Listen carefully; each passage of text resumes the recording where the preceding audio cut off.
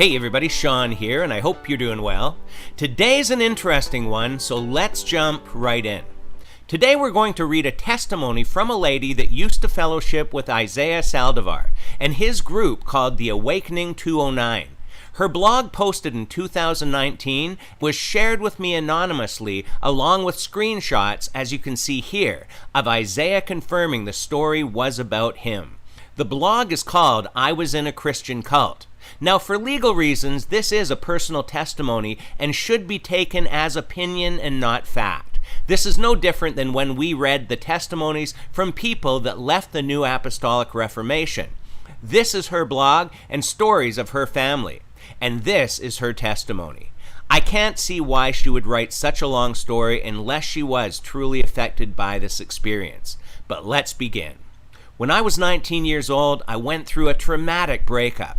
In my extremely emotional and spiritually vulnerable state, I sought out a place where I belonged. I realized that I needed God, but I didn't know where to even begin to find Him. I chose to try something different than what I had experienced in my life growing up in church. I chose to give something a little more radical a chance. I was living in Washington at the time, and I was eager to get back home to California to a fresh start. I became aware of this group through a friend who was offering support to me. Watching her experience through social media gave me hope. She seemed so full of joy, and she seemed different. I wanted to be different, so I was immediately interested in visiting once I got home. Leading up to my move home, I received a Facebook message from this group's leader offering prayer and support. I was so touched that someone would reach out to a stranger like that. I still believe that he was genuine in that initial message. Upon arriving in California, I made plans to visit a prayer meeting set up by this group. I was drawn in by the words revival and move of God. I attended a meeting and realized that if radical was what I wanted, radical was what I was going to get here. The passionate leader didn't sit quietly to give a sermon. He yelled because he needed us to know we were headed for hell if we continued on the path that we were on.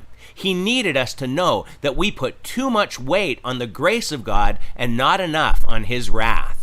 Despite my intrigue in this group that preached things I had never heard before, I remained cautious. I allowed strangers to pray for me if they offered, but I tried to observe from the sidelines.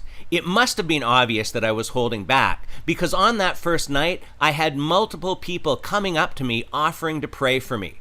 I couldn't help but notice that everyone knew things about me. How could they know these things? Was God really speaking to them? I realized later that this was just information passed around about me before I had attended. They knew what to say to make me feel something. On my third time attending, these constant prayers finally shattered my cold exterior. I broke down crying. I felt welcomed, loved, and cared for. I felt like these people wanted the best for me. After it was clear that I had let down my walls, I was immediately invited to attend their private leadership prayer meetings. The invitation was exciting. It meant they saw something special in me.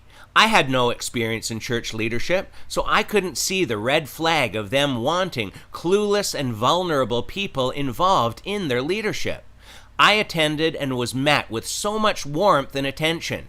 They asked questions about me. They wanted to know me and be my friend. At the time, I couldn't think of anything I wanted more than to be heard and to have friends who cared for me. I now realize that this is what is known as love bombing, and I fell for it, hook, line, and sinker. One day, I was sitting on the couch after our public prayer meeting had ended. I was speaking to a girl I went to high school with, who I never had a good relationship with, but she seemed not to care about the past. She made me feel like we could start new, and that she would not hold anything against me. We were new creations and all, weren't we? I remember admiring her hair, which was very long at the time. I told her how pretty it was and that I was jealous of it. Instead of thanking me, she responded telling me that it wasn't me who admired her hair, it was Jezebel, and Jezebel made me feel that way because she wanted what this girl had. I was confused, so I asked for her to elaborate. She told me that I had the spirit of Jezebel and that I was oppressed by it. She stated that she saw it on me the moment I arrived for the first meeting. She explained to me that there are many demons that people are oppressed by, and that Jezebel was one of the most dangerous, that she sought to take down godly men and moves of God. Of course, I was horrified. I was here because I wanted to know God, not to destroy what he was doing through these people. I asked her how to get rid of it, and she introduced me to what they call deliverances. In my experience in this group, a deliverance was basically an exorcism. It was done through prayer, and it released people of their oppression from demons. I was made to believe that until I was delivered, I could not have the Holy Spirit. I was told stories about other leaders throwing up black sludge in their deliverances. Some levitated, and some even climbed up the walls. I couldn't believe all this was real, but everyone reassured me that it was definitely real, and it was something that was necessary to grow in my walk. If this many people attested to this being truth, why shouldn't I believe it? I was made to believe that I had never seen it before because every other church I had been to was not spirit-filled. I immediately asked leadership to schedule my deliverance. Leading up to it, I wrote down everything I had ever done wrong, the people that I'd held grudges against, my sins, even the struggles of my family members. When I arrived for my deliverance, there were 4 people there, all under the age of 23. They told me to begin by repenting for everything I had ever done. I was encouraged to share this information with them. This was how they could get an idea of what demons I was oppressed by. Then they told me to lie on my back. One girl sat on my right arm, one sat on my left, and one sat on my legs. They were holding me down, and I was terrified. They began praying for me and rebuking all the demons they thought I had, but Jezebel was their main target. They told me to speak any thought I was having because it was the demons speaking through me, and that is how the demons would come out. They yelled at the demons, but really, they were yelling at me. They shoved a Bible into my ribs until I screamed and begged them to stop, but they continued, exclaiming that the demons were angry about what they were doing because they knew they had to leave. After 4 to 5 hours, we were done. I was exhausted. I felt heavy and hopeless. I was told to rest and that I would feel lighter soon. They said I might even lose some weight from losing the demons. I was reminded if I sinned, that these demons would come back 7-fold and that I would need to be delivered again. After about a month of living sinlessly, and by that I mean staying away from secular entertainment, not hanging out with my old friends, not spending time with my family, and spending every waking moment either with them or at Starbucks reading my Bible, and all the things that were just not encouraged but insinuated as mandatory, it happened. I sinned big time. It is important that I state here that our leader claimed that God would give him a word of knowledge when someone was thinking or doing something they shouldn't, so that he could protect himself and pray for them. It was more than implied that he could read our thoughts through God speaking to him, even going as far to warn a new girl one night that he knew what she was thinking about him and that she should stop now. So when I messed up, I knew I needed to tell them. Not just to be held accountable, but because obviously he already knew, right? God would have definitely told him about my transgressions. I wondered if Jezebel was controlling me the whole time, and that's why I messed up. At the time, I was on my way to becoming a prayer warrior. In the hierarchy of the group, there was the leader and his family members, then prayer warriors, then catchers, who are basically assistants to prayer warriors. I was a catcher who was almost always paired with the girl I knew from high school who had originally told me about Jezebel. When I told them what I did, I had multiple meetings where I was shamed and berated for what I did. It was clear that my chances at moving up the chain to being a prayer warrior were derailed. After this moment, everything changed. I was no longer part of the family. I was watched and checked up on.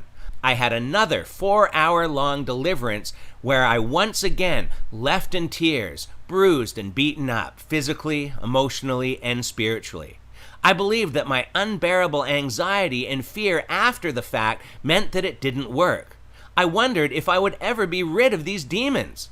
I would get messages asking where I was. accusing me of being with guys or with people drinking when I was just at home with my family.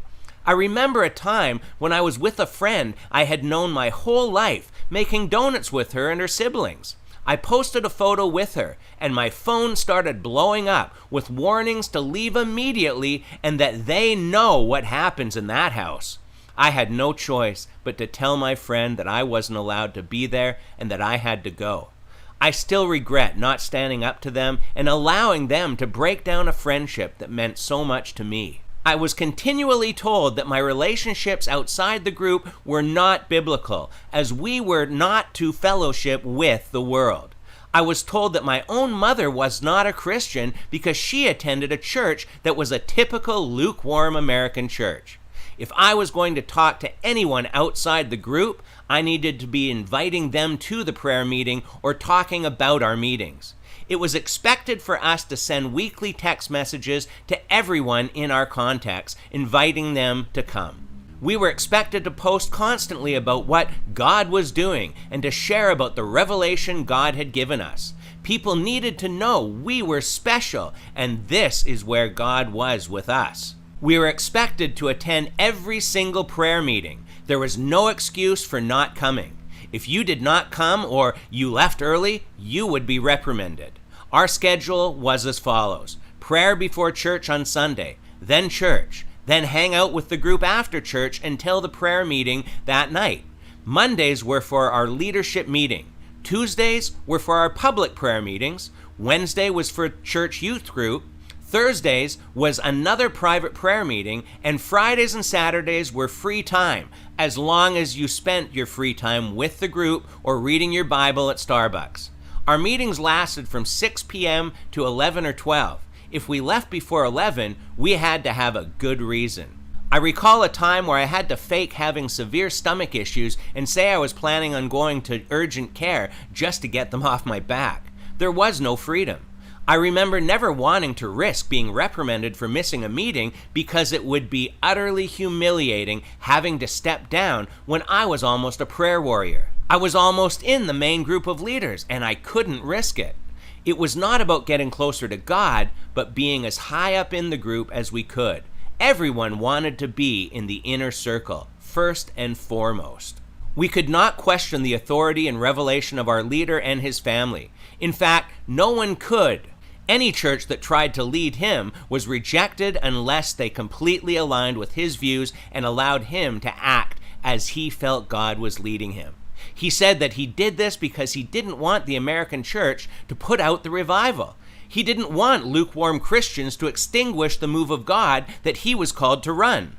If you questioned him or his theology, he would talk down to you in a condescending manner and bombard you with Bible verses that backed up his warped thinking.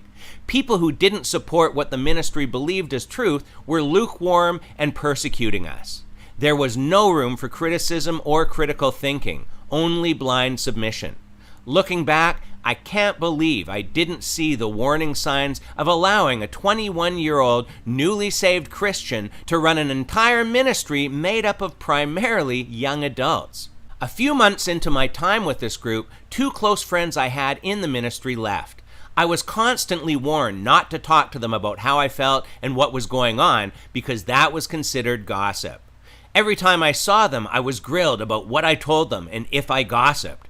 They knew these people could show me the reality of what was going on because they had been through it. They had been followed home by leaders to make sure they weren't lying about where they were going. They had been led on by men in leadership who were somehow immune to abiding by the rules of not hanging out with the opposite sex one-on-one. When they spoke about these things, they were yelled at and ganged up on. They were told it was their fault, reprimanded, and made out to be liars. They knew the tendency of the group to actually gossip about people but pray for them after, so it was okay. If I talked to them about my concerns, I would learn all of these things. I was continually warned that they had backslid into sin and into the world and were no longer people to fellowship with, all because they left the group. After spending enough time with these friends, I was asked to come for a private meeting about where I was spiritually and my future at becoming a prayer warrior. I was then reprimanded and told I had to step down from even being a catcher because I was gossiping and causing division. I was yelled at by 2 adult men until I was sobbing. I had no advocate. I had no means of standing up for myself. I had been conditioned to never question their authority and to be obedient no matter what. If I had doubts about anything, that was a demon. I was not allowed to think for myself, so I accepted their punishment and felt true remorse for what I had done. Though I was asked to step down, I was still expected to be at all of the meetings, including the meeting that followed immediately after my reprimanding. I was clearly emotional and devastated that I had been asked to step down, but I was told to pretend I was fine. The pressure of being perfect and the reality of my failure hit me all at once, and I began to have a panic attack. I was crying and I couldn't breathe. I was told that it wasn't a panic attack, but that I was manifesting a demon. Of course, this only made things worse because I felt like I just couldn't escape all these demons. I was told to leave because I was embarrassing them and causing a scene by crying.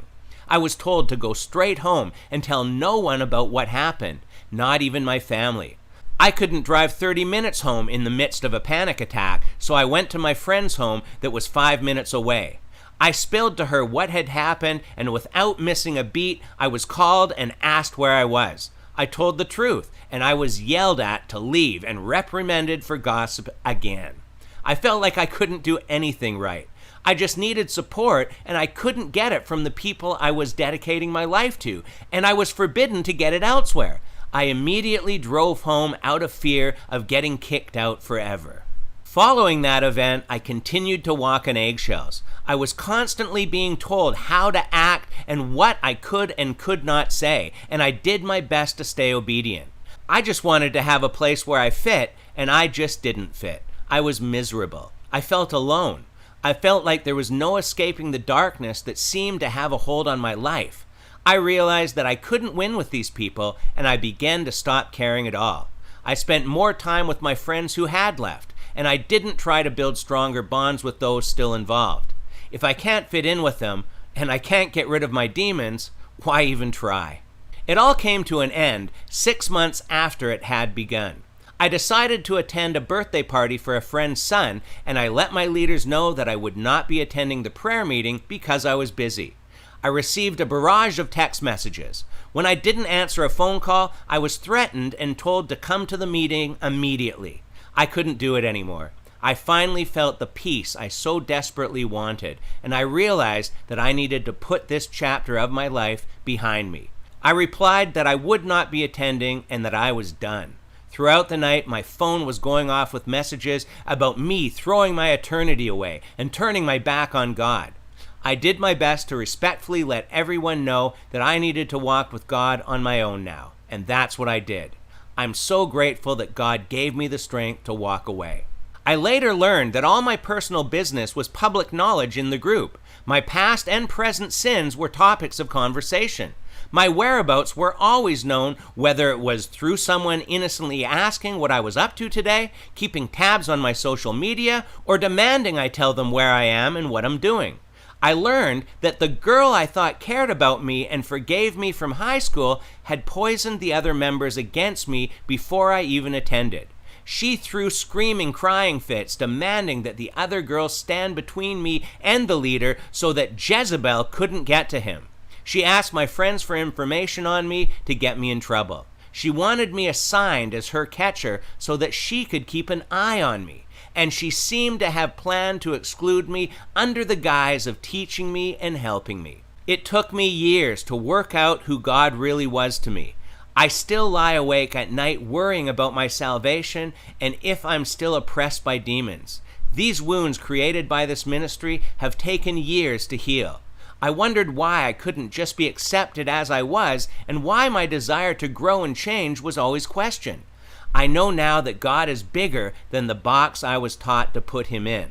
I eventually chose to research cults and what they really are. Were they always bearded men living on a commune with a bunch of hippie girls? Were cults only the small groups with made-up religions who take part in suicide pacts? What I found resonated with me on the deepest level. And you can see there's a link to the CARM site about cults that you can check out. Of course, Isaiah says that the majority of this was false information, but even if 30% of that is true, then it's very disturbing indeed. Once again, I'm just sharing an anonymous testimony that is still online today. You can probably do a Google and find the original blog, but since it was shared with me indirectly, I chose to keep the original author's info out of the video. There are some interesting comments on it though. We've talked about false teachings in deliverance movements in other videos, so for today, we'll just leave it here and allow you folks to share your opinions about this testimony in the comments below. And until next time, take care and God bless.